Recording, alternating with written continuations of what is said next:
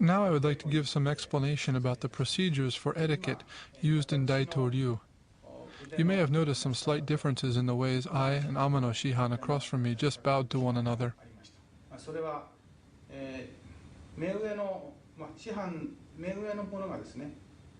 To explain these, in nearly all cases except when bowing to your own teacher, you first extend your left hand, followed then by the right.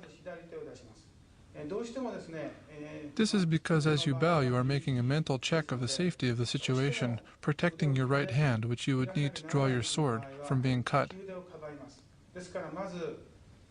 So you put your left hand out first, and then, after having judged your opposite to be a non-aggressor, you place your right hand down.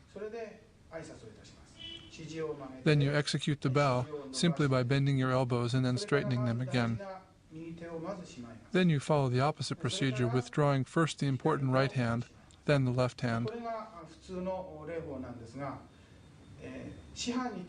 This is the normal way to bow in almost all cases.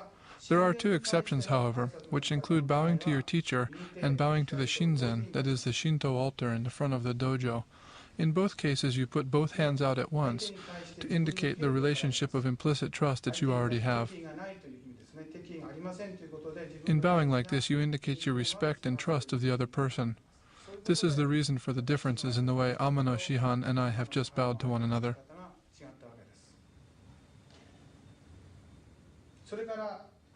You will also notice that both of us have placed our swords at our right sides as opposed to at our left sides.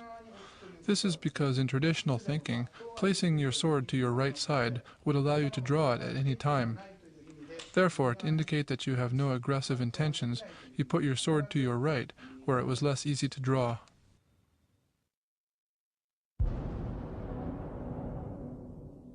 The first group of techniques studied in Daito-ryu Aikijujutsu are named the Hiden Mokuroku.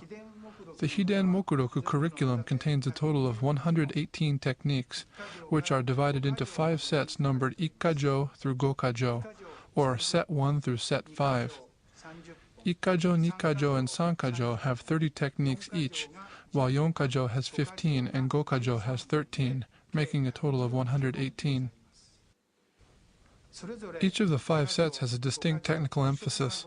Ikkajo, for example, emphasizes breaking your opponent's balance at the moment of contact. Nikkajo emphasizes attacking your opponent's joints. Sankajo blocks attacks using an X-block configuration leading into wrapping-type joint locks. Yonkajo emphasizes attacking the inside of the opponent's wrist, and Gokajo emphasizes attacking the opponent's fingers. So, now let's take a look at some of these techniques. First, I'll demonstrate the characteristics of Ikkajo, starting with the technique Ippondori.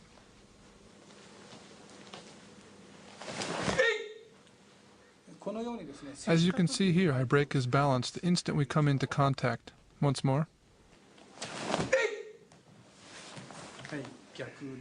Next, Gyaku Udedori.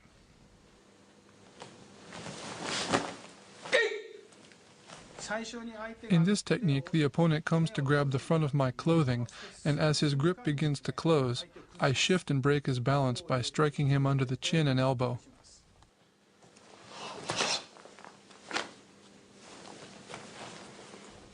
Next, Kuruma Daoshi.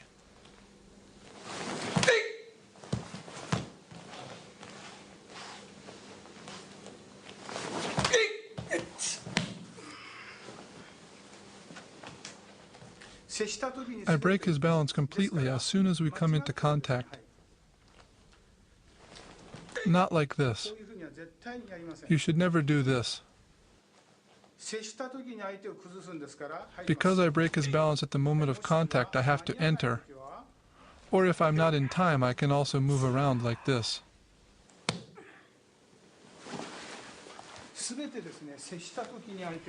In all cases, I break his balance right at the moment of contact, and not later.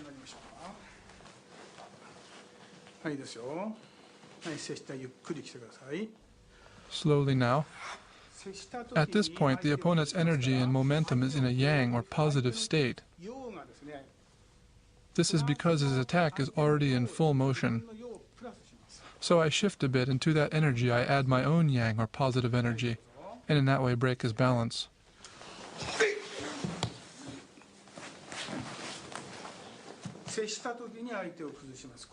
So, in this way, the most important element of Ikkajo is this instant unbalancing action. Now let's look at the techniques emphasized in Nikkajo. Here the opponent attacks and I respond by taking him into a wrist lock called kotezume.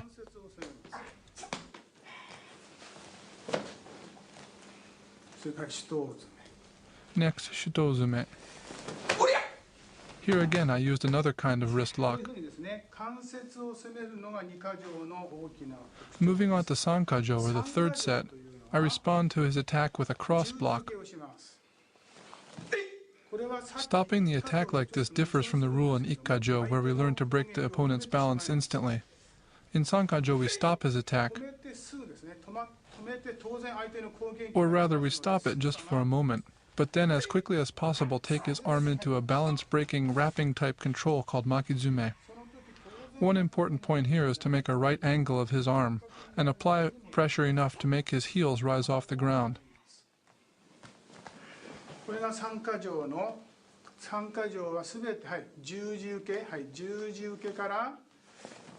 This method of starting from a cross block and moving into a wrapping type control is the emphasis of the sankajo set. Next is yonkajo. While in sankajo we block like this, in yonkajo this block is reversed with the hands in the opposite way. In sankajo the right hand is on top and the left on bottom, but in yonkajo the right hand is below, palm up, and the left hand is on top, palm down. At this point you control the opponent at the inside of his wrist and forearm and use this control to throw.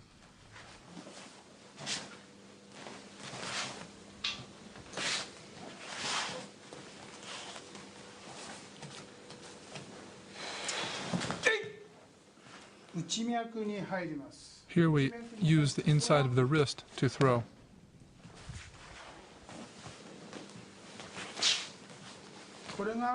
This is the technical emphasis of yonkajo.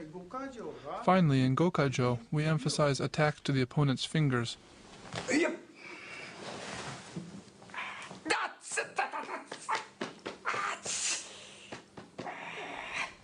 This is one possibility. Here is another. This is a yonkajo technique, but it foreshadows other techniques in gokajo that use the back of the wrist to attack the opponent's fingers, like this.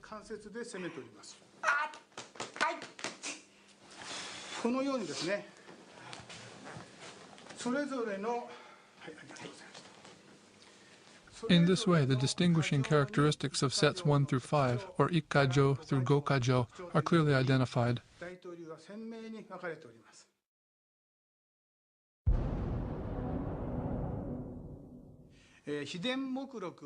The first 3 sets of the Hiden Mokuroku, that is, Ikkajo through Sankajo, are further divided into 4 types of techniques.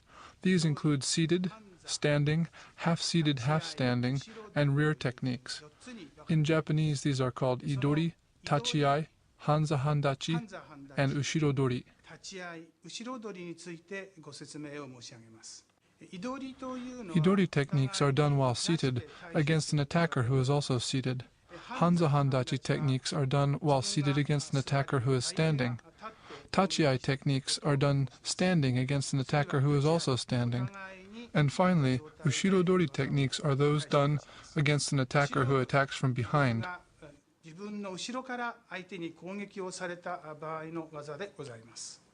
Idori techniques are distinguished by the fact that you are sitting on the floor and therefore are limited in the amount you can move and shift your hips. In particular, you have no way to lower your center further than it already is, since the floor is in the way. Idori techniques are therefore designed to give you practice compensating for these limitations. They also require a precise study of how to apply Aiki in such a situation.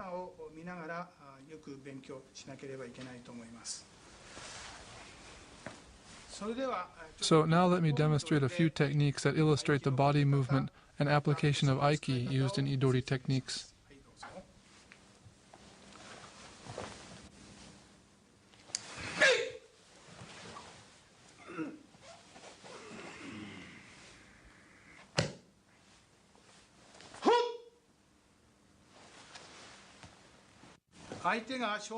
When the opponent strikes down at my head, in terms of body movement, my best option is to move my hips forward and break his balance at the instant of contact, like this.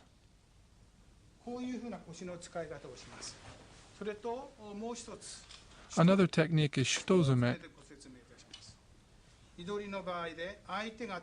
He comes to take my wrist.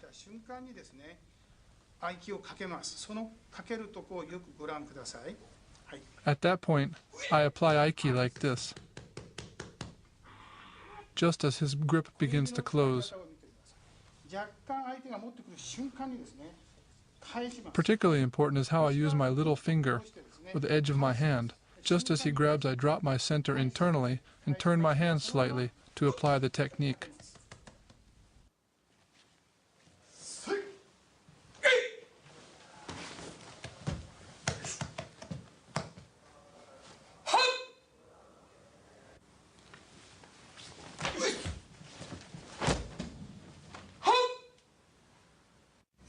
For the purposes of illustration, I'll do a technique which actually is not in the Daitoryu basic curriculum.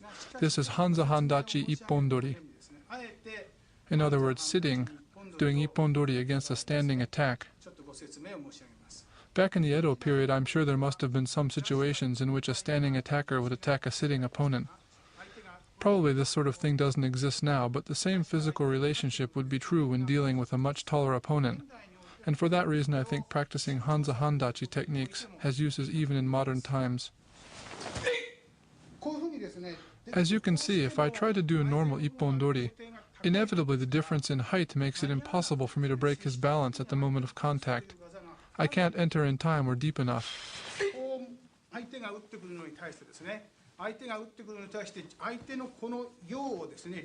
But what I can do is take advantage of his attacking energy, shifting to let it pass, and then coming around behind, adding my own energy to his, to take control.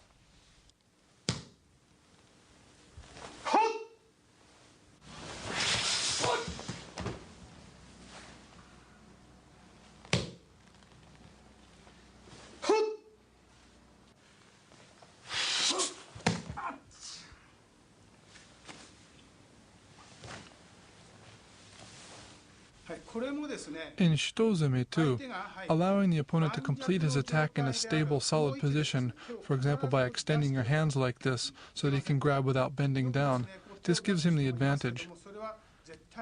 Many people do this in similar techniques and extend their hands to the opponent, but I teach not to, since it puts you at a disadvantage.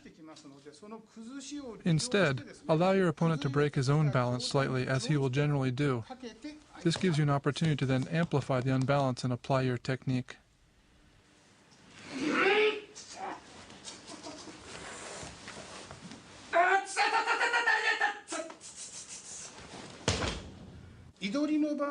While Idori techniques are done more or less on a flat plane, Hanza Handachi gives your opponent the advantage of being able to move in the vertical dimension. You have to make up for this with timing and technique by looking for and attacking weaknesses in his otherwise advantageous position.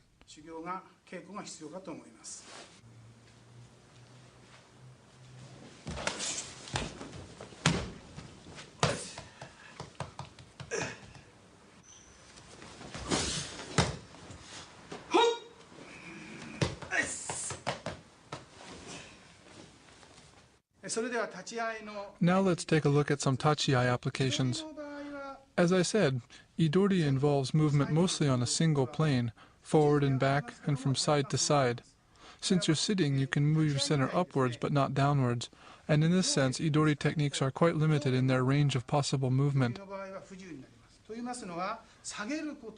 Tachi-ai, on the other hand, allows you complete freedom of movement in your hips and center, and so many of the standing techniques take advantage of this fact. At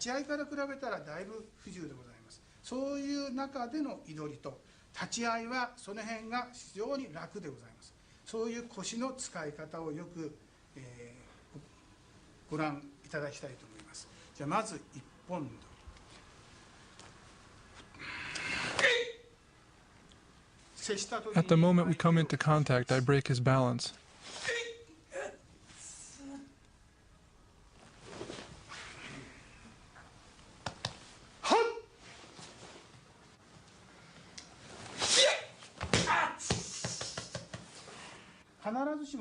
It's not necessarily a specific hand position or movement that must be done here. The point rather is to figure out how best to break your opponent's balance, and also how to affect the position of his joints, using the movement of your hips and the shifting of your body.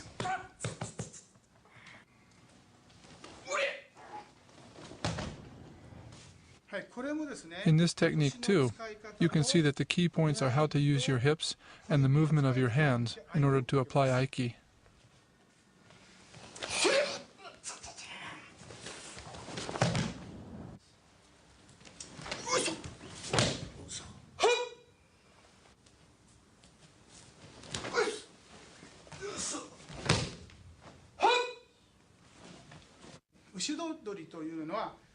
Ushiro-dori, as the name suggests, deals with attacks coming from the rear. One of the main reasons to practice this kind of attack from the rear is to train your power of discernment, perception, and prediction, that is, the ability to sense what is going to happen before it actually does happen. Ushiro-dori is not just techniques against attacks that happen to come from behind, rather it is the practice of these deeper kinds of skills of perception and intuition.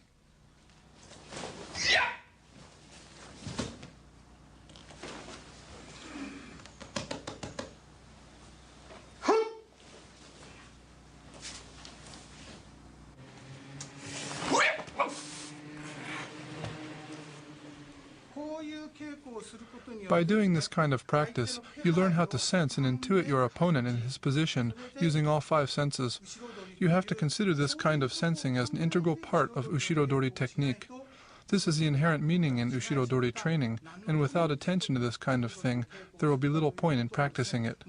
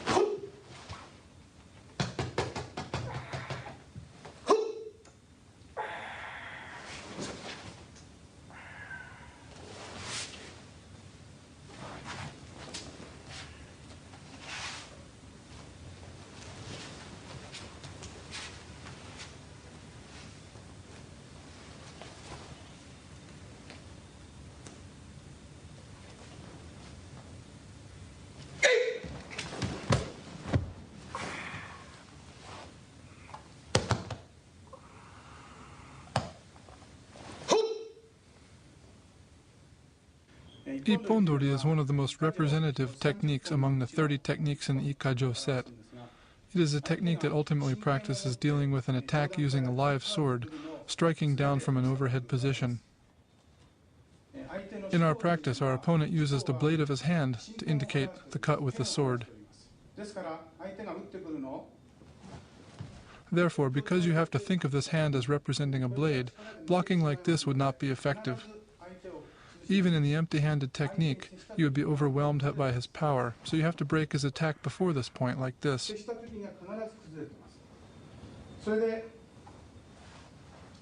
Then, to the area that would be open in a traditional suit of armor, I execute a thrust with what in reality would be a dagger. Today we simply indicate this dagger using a fist with the middle finger knuckle raised.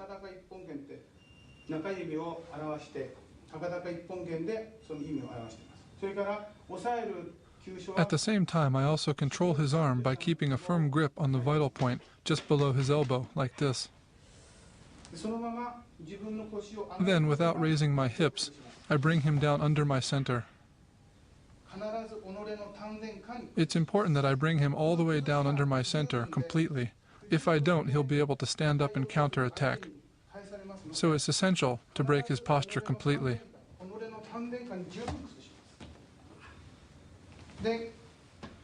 Then, targeting the vital point under his arm, I turn and kick through his side, as if I want to kick all the way through. Then I continue pinning him by applying pressure to the outside of his wrist as part of the pin. Then I execute a finishing strike, making sure that my hand is fully open and above my head. This hand position represents the use of a short sword.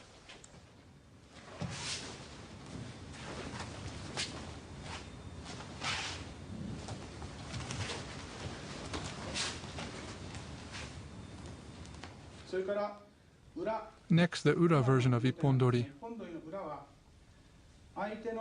I make use of my opponent's ki, that is, his attacking energy. Essentially, I take his yang or positive energy and absorb it into my own yang movement to control it.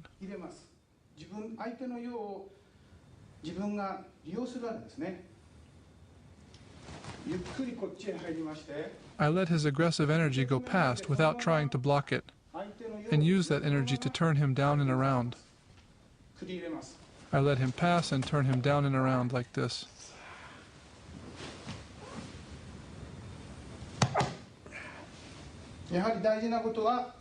As always, the important point is to unbalance him at the instant of contact, no matter what technique I'm using. Once again, he strikes to my head, and I bring him down and around.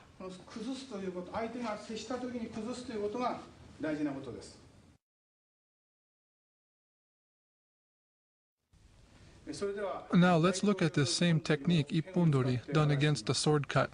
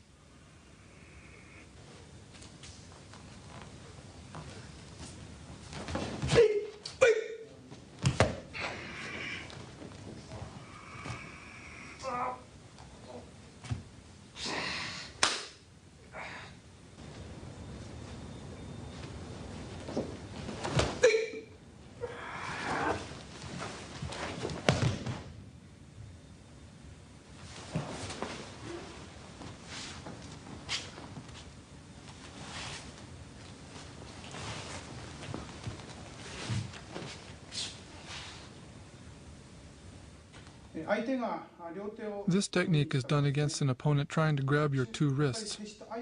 As with all of the other techniques, it is essential that I unbalance him at the instant we come into contact. Another important point is that I not put my hands out for him to grab. Instead of putting my hands out, I make sure always to keep them at my sides near my own body. This allows me to apply aiki at just the right moment. That is, just when he comes to grip my wrists. I break his balance, then keep him in that state while I make what would be a cut across his midsection and throw.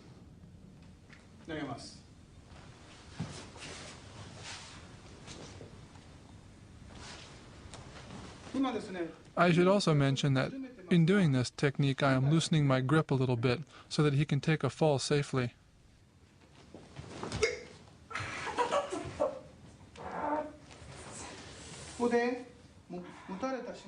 As I showed, just as he grabs me, I apply aiki to unbalance him.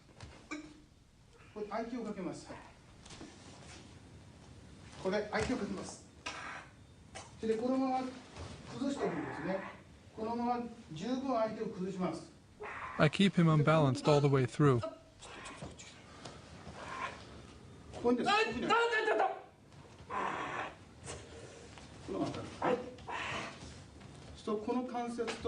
At this point, pressure is being applied to these three joints all at the same time, and if I continue to do this, I think they would break or dislocate.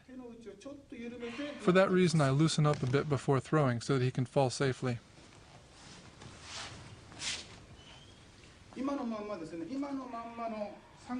If I were to throw with all three of his joints locked like this, some or all of them would be completely dislocated.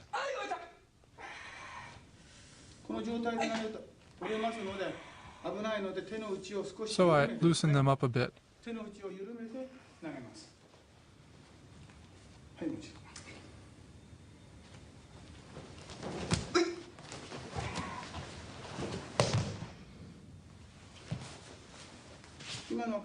As you can see, I loosened the pressure on all of his joints as I threw him.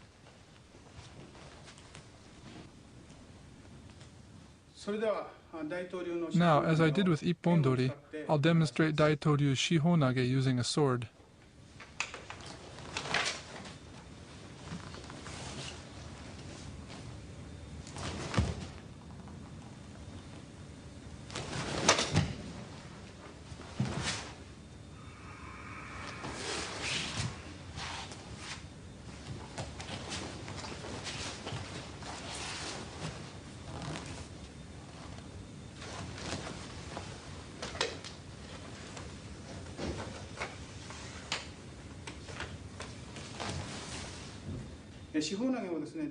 Daitoryu actually contains a number of different Shihonage techniques, or patterns, and I'll show just one of them here. We start in a seigan or mid-level stance. When the opponent lifts his sword to strike, I enter. I enter pressing in and in with an application of Aiki, and then I release that Aiki and turn to cut through the middle. Then I raise up and cut down with a diagonal cut, like this. I apply Aiki, then move across the opponent's midsection, turn and raise up as if with raising a sword. Across, up, and cut down diagonally. Across the middle, up, turn, and cut diagonally.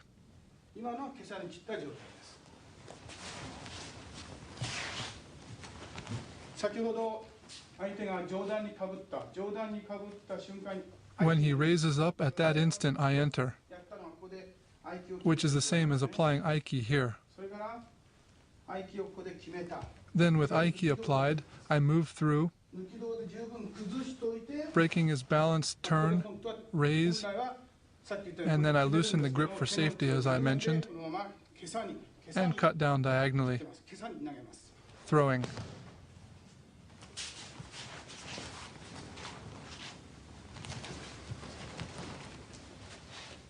This is of course only a kata or a form, so it probably looks rather stiff and rigid. In actual application, of course, this kind of technique would have much more flow to it.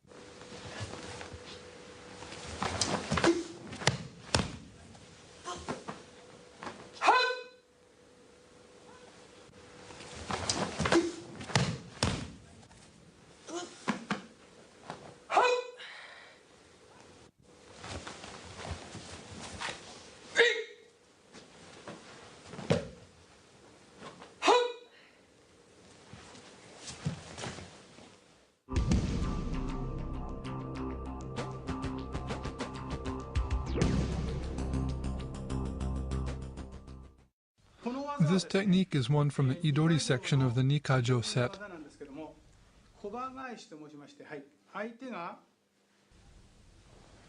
When the opponent comes to grab your wrists, you perceive this and immediately launch a distracting counterattack. This is not sen no sen, or preemptive initiative, but rather go no sen, or reactive initiative. The opponent is already making his attack and you are too late, so you apply Aiki using this kind of movement. I distract him with a strike across his eyes, and take hold of the back of his hand like this, placing the edge of my hand straight across the back of his so that it forms a right angle. Then I turn his hand over and bring him down to the floor, in such a way that all his weight falls onto the line of his arm. Then, with him immobilized in that position, I deliver a finishing strike.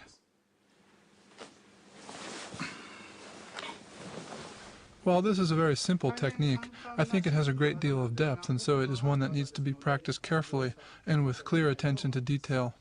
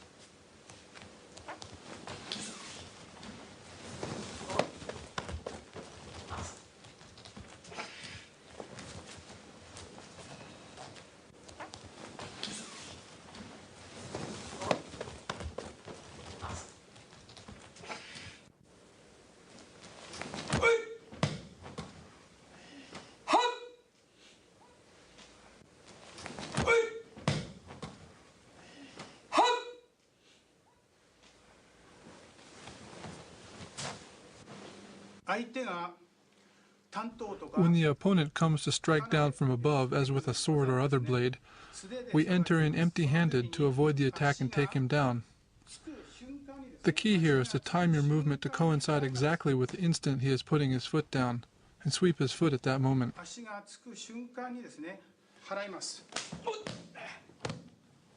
Then with my right hand I use my knuckle to strike the inside of his knee. At this point, I use my knuckle to strike this as I sweep.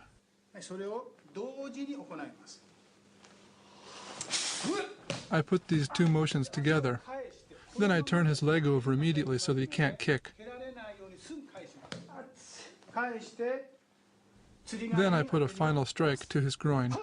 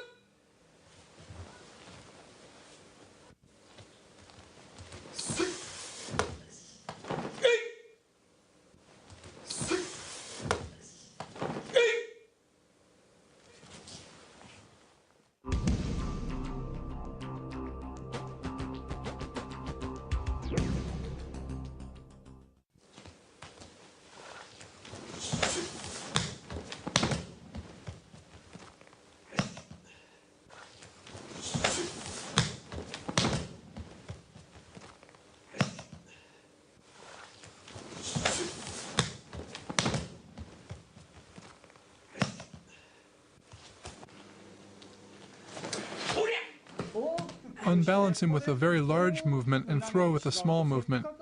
You've already taken his balance here, and using a large movement like this to throw will let him regain that balance and possibly counterattack. So you must unbalance him with large movement and throw with a small one.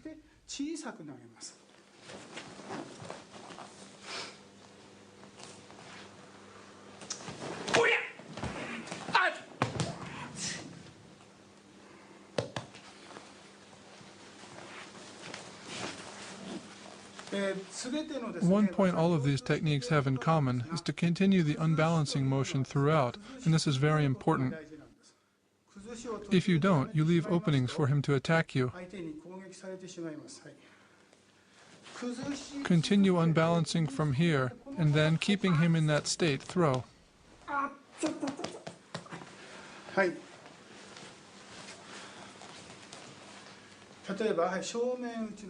I'll show this also from the perspective of Ippondori.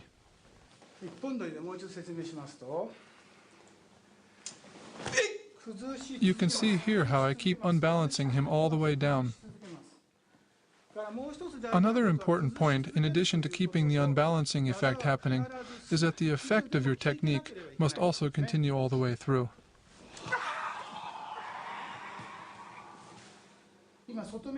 In this case, I'm applying pressure against the outside of his wrist and also locking his elbow joint.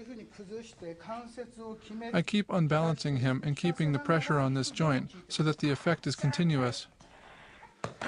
Even as I withdraw, I still have pressure on the outside of his wrist. So to reiterate, a proper technique continues to unbalance the opponent all the way through and also continues to affect and manipulate him from start to finish so that no openings are ever left.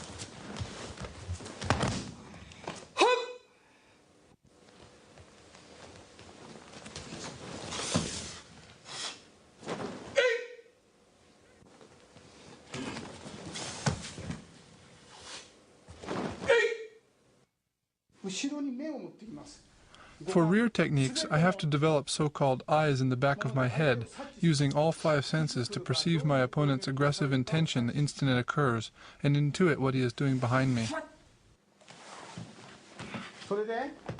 Then I lift up my elbows to break his hold, and in that way float him upward and forward. From there I use my other hand to trap his hand against my chest, and keeping it pinned there, I take him down into a joint lock. I finish with a kick to his side.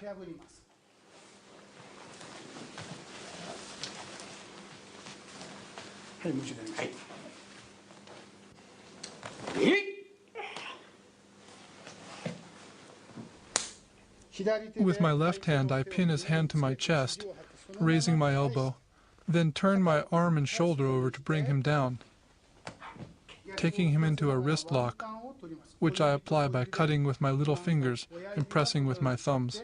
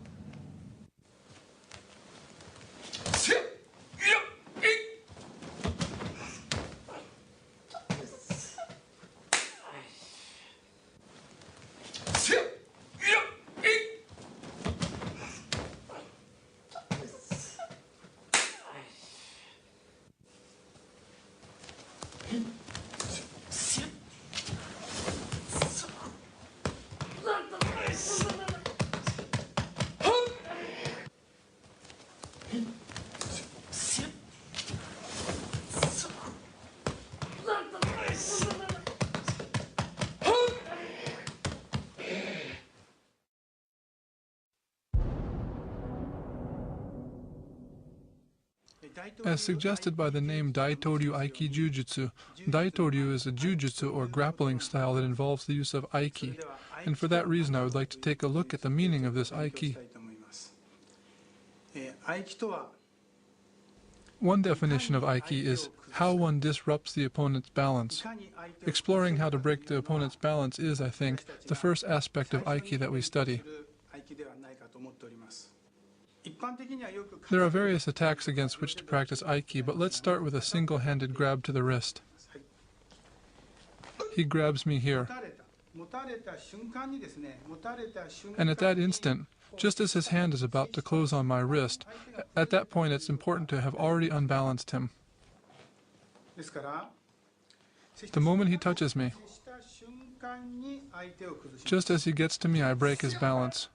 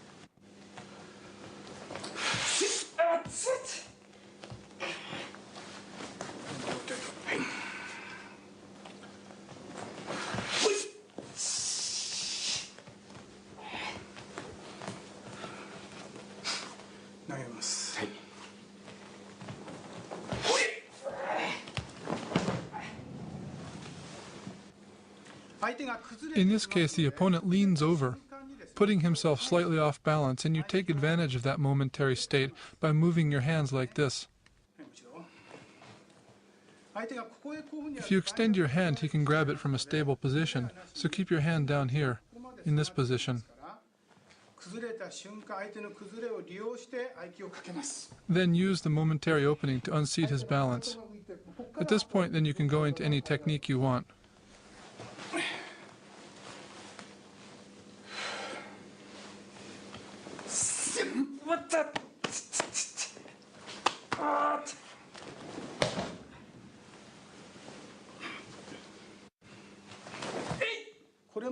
This kind of entering is also aiki.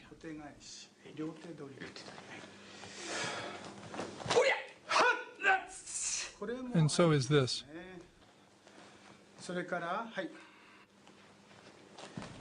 Right as he grips, I turn my hand, turning my thumb and little finger so that my fingers point toward his eyes.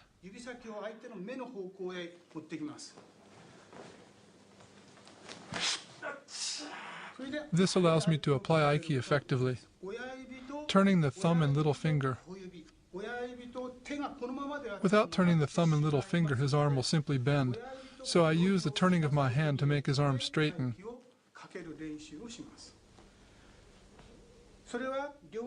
You can do the same when he grabs both wrists. Turn the thumb and little finger on both hands to unbalance him, then throw.